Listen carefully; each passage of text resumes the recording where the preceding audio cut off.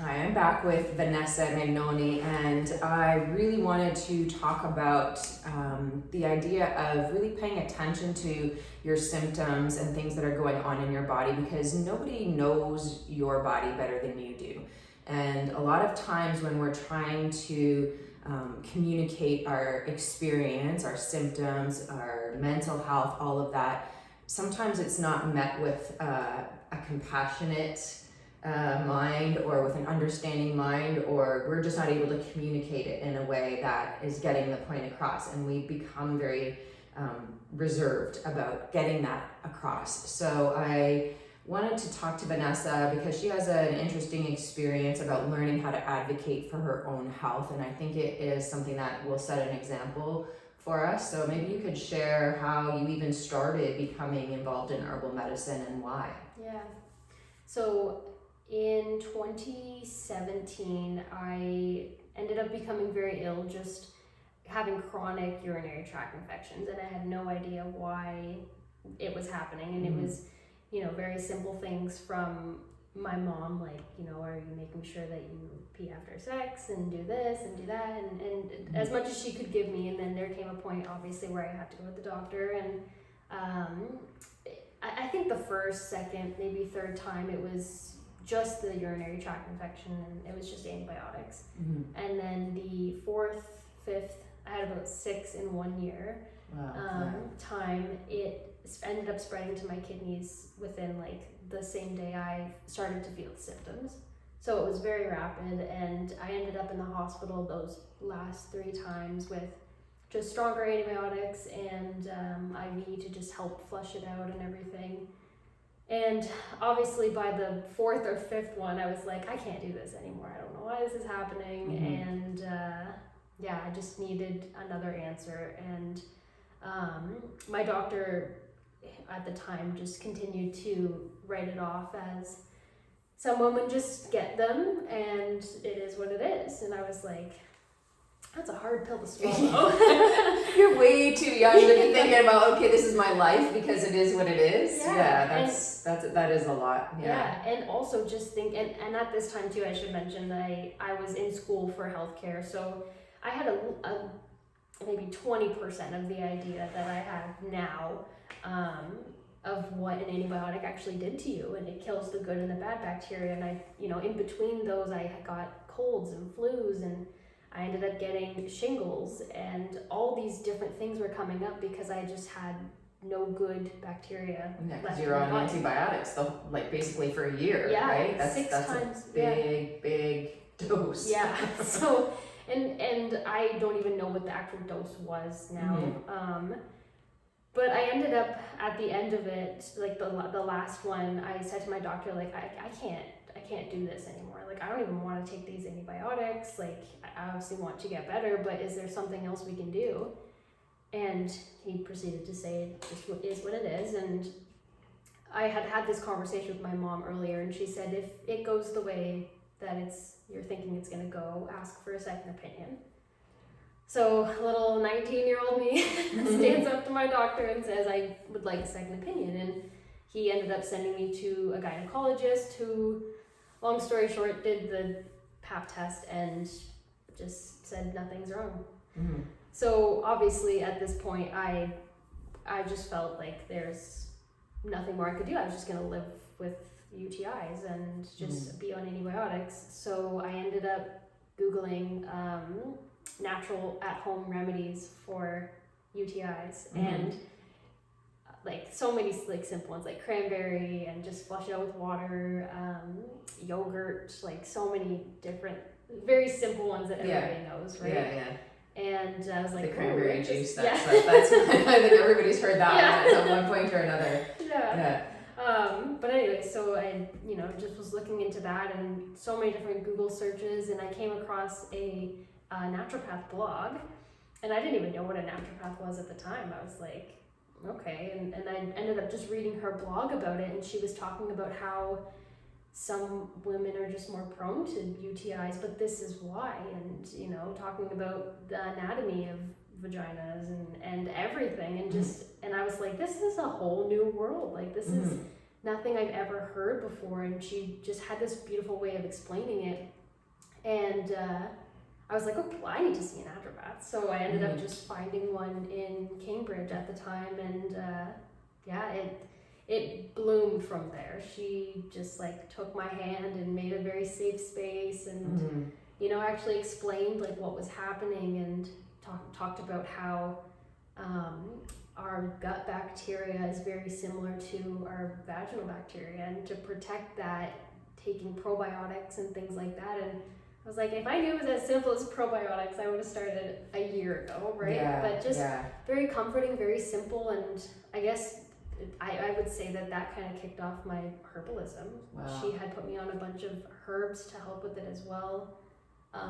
We noticed a couple other things about my health that would be parts of why I was feeling ill as well. So I just became in love with it, and I was like, everybody needs to know this. Everybody needs to have this education. And she just I was able to actually advocate for myself there and say, I didn't feel crazy at that time, or that I was over exaggerating. Yeah. So, which is awesome, because I think, there's been times as well of sort of on the opposite end of the spectrum, being an older woman, going through some of the hormonal changes and things like that, where there's questions, about what's happening in my body. I think what happens a lot of times, if we don't get the answers that we want from the doctor, we almost go into like, my body is betraying me thing. If there isn't a simple answer, then it's like, my body, you get this sense of betrayal, and you start to have then this negative experience with your own body, which is not cool, because Lord knows we do that enough just with societal pressure and all of that too. But when we're then in the medical community, being given reasons to feel like our body is betraying us, it's too much, and having just that information, but then the courage to take the next step and do something a little bit alternative. And we always have the option, once we gain the information, to say yes or no about what we're going to put into our bodies or whatever. But it's important, I think, to be informed in as many different ways as possible, which is why I'm so glad that you're here to talk to us today. Because I think the more information that we get, the more educated a decision we can make. And there's nothing wrong with going back to the medical norm and saying, you know what, I think this is the right decision for me. But there's other options out there, and there's other ways that modern medicine has looked at things and been able to come up with less invasive treatments, with less side effects, like you were saying, with antibiotics. Antibiotics, I think, are overused. I don't think that's a pretty common belief that a lot of people have, yet it's still happening. It's still persisting in the way that things are. And what do? We try to combat then the side effect of the antibiotic, instead of, well, is there something we can do instead of going that route? Which is exactly what you were saying. So I think it's awesome, and there's a lot of great professionals out there. I am seeing a naturopath periodically now in Kitchener. Are you still seeing the same one in Cambridge? Yes.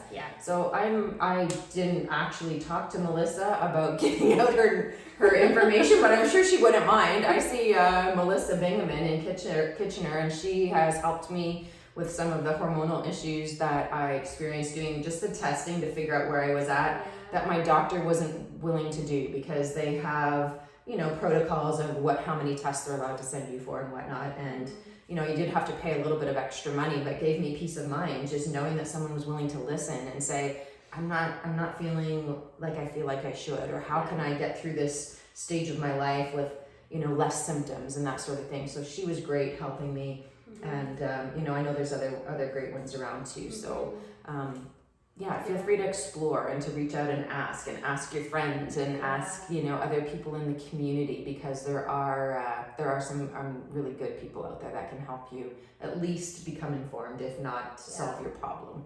Yeah, and that's the thing, is like, you can, no one has to only take one side. Like, you can take herbs and medication, you can take vitamins and medication, working with a trusted professional to help you, to assist you with that, and maybe dosage and just different timing of the medication. it's perfectly fine. It's completely safe. And I think a lot of people are hesitant to do so because they don't seek the help first, right? Like they'll go to Shoppers Drug Mart and just pick up turmeric or whatever, right? Yeah. And honestly, it is worth the money, like you said. Like I don't know how much money I've spent at the naturopath doctor, but I feel so much better. I feel like at least, and even if, you know, whatever health issue I'm struggling with, even if it still persists and I'm still gonna live with it or whatever, at least I know that we're monitoring it.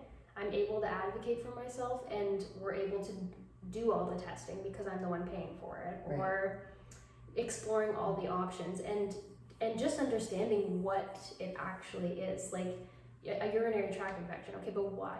What? Where does it happen? Why does it happen? Understanding that piece. Even if you tell a friend or your sister or whatever, then they're gonna know, and they're gonna tell their friends, and it's just building that community of people to better advocate for themselves. Yeah, and not just to take the information that's prevalent at face value. Yeah. Because there's been so much more research and so much more progress that has been made in the last decade alone, let alone, you know, like in the decades before that. Yeah. But I think it's really important, and I also I really want to empower women more, you know, to just not be sitting back, because I know a lot of times, like you said, I myself, I don't think there's ever been a time where I've sat in my doctor's office where I wasn't like anxious and sweating and nervous, and I know I want to talk about something. I remember from the time I was like your age, you know, like wanting to talk about issues and feeling like I don't want to burden them. I don't want to complain. I don't want to say too much. I don't want to go through that whole, and it's like, that's why they're there, you know? And when we use like a naturopath or somebody like that, I like to think of it in terms of preventative, you know?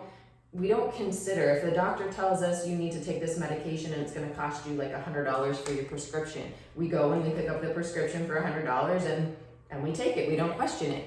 But if we, you know, go to a naturopath and they say it's going to cost you $100 for your appointment, we're like, oh my God, that's like too much money, you know? And it's like, but that could prevent, you know, years of different issues, and that's I would way rather be proactive about my health than be, you know, trying to fix stuff after it's happened, right? Absolutely. And even like, you know, I'm sure my mom is okay with me sharing stuff about her. I need to ask people for permission for her. But moms are exempt. We get to talk about moms, like, So my mom had endometriosis, or I guess has endometriosis, and was being given the Depo shot for her symptoms.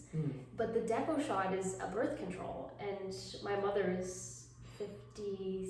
So if she watches this, 52. She's 52 this year, and a 52-year-old doesn't need to be on Depo. And anyways, I guess what I'm getting at is she went to the naturopath that I go to, and she had like almost an epiphany. She just cried after her appointment. She was like, I have never felt so free, so listened to, so educated, and it's very liberating. It's very powering, because you're like, this doctor is gonna put everything in the best interest of me. Everything. And you know, someone like my mom, she was on that Depo for like 15 years. Wow. And like that does some damage to some extent, you know, and even if it's even when she stops, it's gonna take a while for it to leave her body, right? Exactly. That just is a process.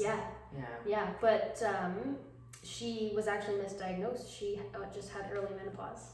No. Yeah. So for all that time, she was taking the wrong medication. Yeah. So.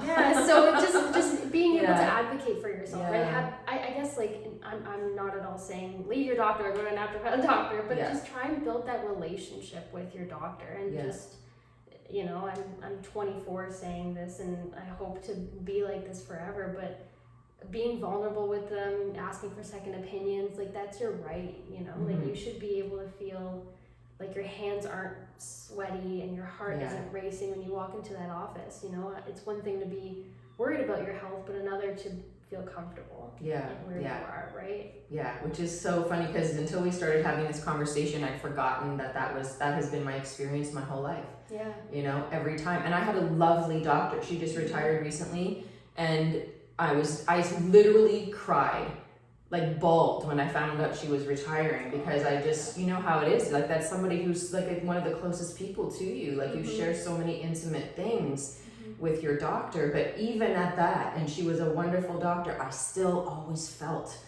like sweaty and nervous and all that every time I went into the office. And you know, I guess that's why I feel so passionately, is I just think that as women we need to feel more confident about talking about our bodies, what's happening with our bodies, not having shame attached to anything ever when it comes to our health and our bodies. And that's part of why this is so important to me. So absolutely. Yeah. Very important. Well, thank you for sharing that and what has brought you here, and I hope it just makes you think a little bit differently. Thank you.